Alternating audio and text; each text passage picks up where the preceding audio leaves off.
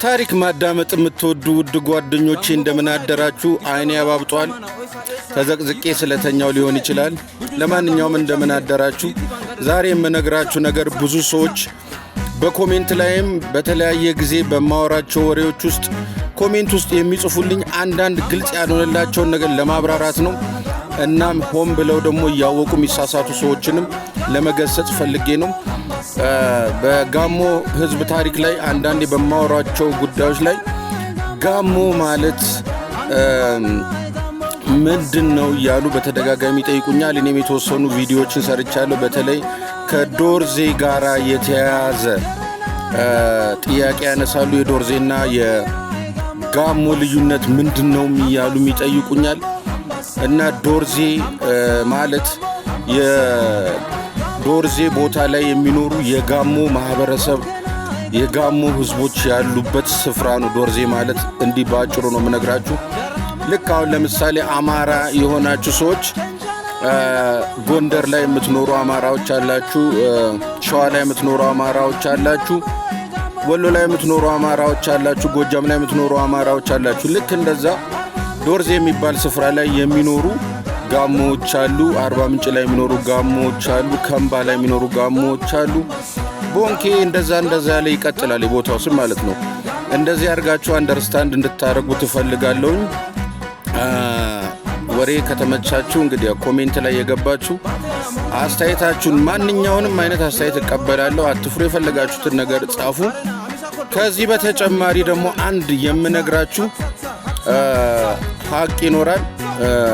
የውሸት ታሪክ እንደነገርኳችሁ ከዚህ ቀደም በሰራሁት ቪዲዮ ላይ የወላይታ ብሔርን አመጣጥ ነግሬያችሁ ነበር። ወላይታ ብሔር ወንድማችን ነው። በእርግጥ ግን እዛ ውስጥ አንዳንድ የሚዘባርቁ ሰዎች አሉ፣ ታሪክ እናውቃለን የሚሉ። እነዚህ ሰዎች ምናልባት መነሻቸው እዛው ቦታ ላይ ኦሪጂኑ ላይ ያልበቀሉ ሰዎች ሊሆኑ ይችላሉ። እና አንድ ትግሬ ወላይታ የትግሬ ወላይታ ዘር እንዳለ ነግሬያችኋለሁ። ማላ ወላይታና ትግሬ ወላይታ ተብሎ ለሁለት ይከፈላል ብያችኋለሁ። ምናልባት አንድ የትግሬ ወላይታ ዘር የሆነ ታሪክ አውቃለሁ ብሎ ታሪክ የማያውቅ ታደለ ቱፋ የሚባል ሰው አንድ የጻፈው መጽሐፍ ነበረ።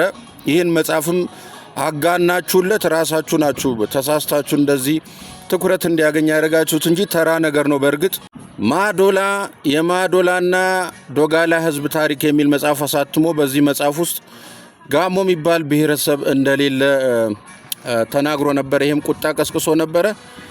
አመጣጡ ሰውየው ራሱ ችግር ያለበት ነው። እና ጋሞ የሚባል ብሔረሰብ ያው ነባር የነበረ ታዋቂ የነበረ ብሔረሰብ ነው። በቀጣዩ ቪዲዮ ላይ ስለ ጋሞ ንጉሶችና የጦር ውሎች እነግራችኋለሁ፣ አጫውታችኋለሁ። ቀስ እያልኩኝ በዛው በአካባቢው ያሉትን የኮንሶ የደራሼንም የሐመርንም የጎፋንም የሁሉንም ብሔሮች ታሪክ እንደዚሁ ከጥንታዊ መጻሕፍቶች ማጣቀሻ እየተናገርኩኝ አወራላችኋለሁ፣ አነብላችኋለሁ። ለማንኛውም ቅድም ያልኳችሁ ታደለ ቱፋ የተባለው ትግሬ ወላይታ ሰውዬ ያወራውን እና የጻፈውን የሐሰት ታሪክ አዳምጣችሁ ጋሞ ላይ ያላችሁን እምነት እንዳይሸረሽርባችሁና ጋሞ ብሔረሰብ አልነበረም የሚል መደምደሚያ ላይ እንዳደርሱ ነው የምነግራችሁ። ከክርስቶስ ልደት በፊት ጀምሮ የነበረ ነባር ከሁሉም ብሔረሰብ ቀድሞ ነባር የነበረ ህዝብ ስለመሆኑ ነው የምነግራችሁ። የዶርዜንና የጋሞንም ትርጓሜ ነግሬያችኋለሁ።